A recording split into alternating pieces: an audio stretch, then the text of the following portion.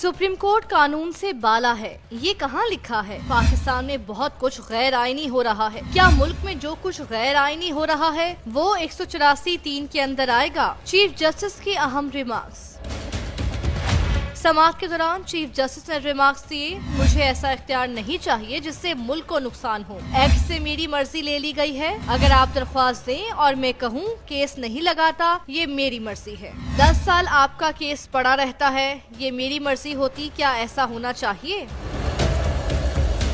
Chief justice ने मजीद remarks दिए कि अभी तक एक लफ्ज नहीं सुना कि ये एक्ट आइन की किस शिक से मुतसादिम है। रेकॉर्डिंग केस में मुल्क को $6.2 बिलियन का नुकसान हो गया और हम कहें चीफ जस्टिस की जात को नुकसान न पहुंचे।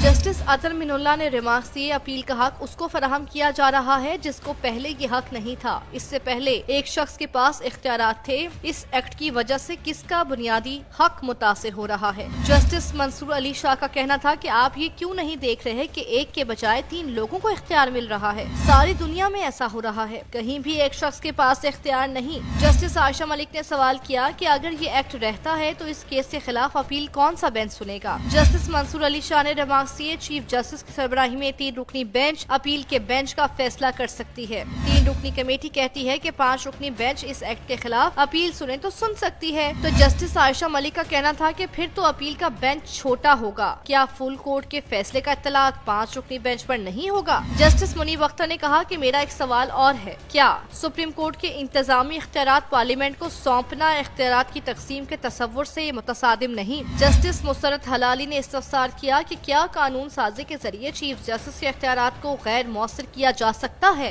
जबकि जस्टिस जमाल मंदोखेल ने पूछा, क्या कानून साजी से चीफ जस्टिस की पावर्स को खत्म किया गया या फिर सुप्रीम कोर्ट की? समाअत के दौरान अदालत ने 2 मरतबा आधे घंटे का वक्फा भी किया।